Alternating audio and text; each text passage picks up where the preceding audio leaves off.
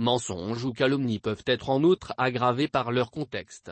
Que se passe-t-il lorsque la scène de la souffrance a été retouchée ou créée de toutes pièces? Lorsque les rôles ont été transformés ou inversés? En ce monde blasé, trop de vérités essentielles passent souvent sous silence.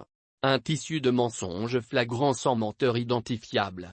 De tels menteurs ont disparu dans les replis du tissu organisationnel. Une calomnie portée sur quelqu'une. Pour atteindre cette haute personnalité, la calomnie fait intervenir un ou plusieurs mensonges. Elle est en ce sens bien plus grave que le mensonge, car elle mobilise une architecture complexe. Mensonges ou calomnies peuvent être en outre aggravés par leur contexte. Le malheureux qui souffre, le persécuteur qui le fait souffrir, le bienfaiteur. Côté salle figure un spectateur impartial mais trop éloigné du lieu des souffrances pour pouvoir intervenir. Ce modèle est remarquablement adapté à l'analyse des intrigues parce qu'il inscrit la distance entre spectateur et spectacle au cœur de ce dispositif scénique. Que se passe-t-il en effet lorsque la dénonciation est injustifiée? Lorsque le mouvement de la compassion embrasse un objet imaginaire? Lorsque la scène de la souffrance a été retouchée ou créée de toutes pièces?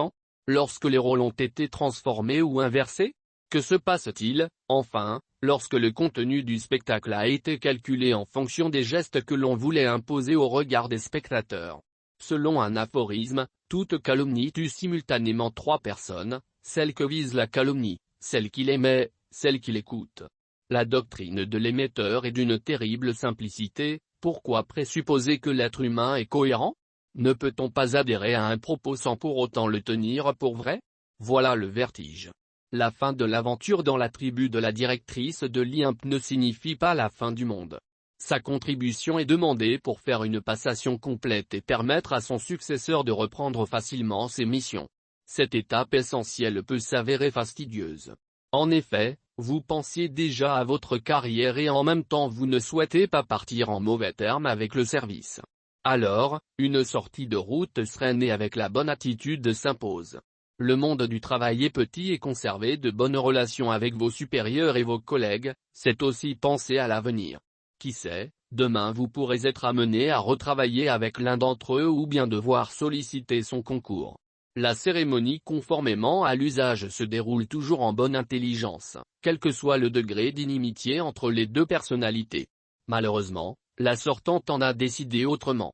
Doit-on mettre en avant le côté narcissisme, seul moteur qui maintiendrait encore l'auteur du pamphlet dans sa logique de transformer le noir en blanc?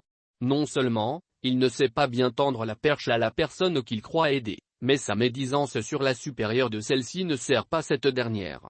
À moins de voir cacher la lune avec sa main, à la tête du département de la santé, une femme semble posséder le don d'ubiquité.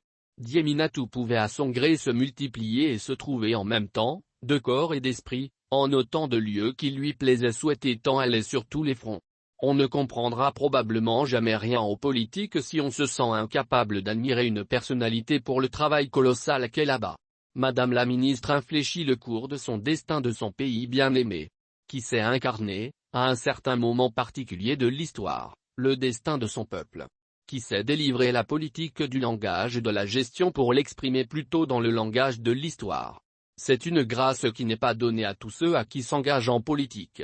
Madame Dieminatou a bien mouillé le maillot pour avoir doté les hôpitaux d'équipements ultramodernes, grande première, un centre de santé de référence, précisément celle de la commune V du district de Bamako est dotée d'un scanner de dernière génération, 2 hôpitaux nationaux ont réceptionné des appareils de dialyse, du matériel roulant, renforçant ainsi leur capacité d'intervention.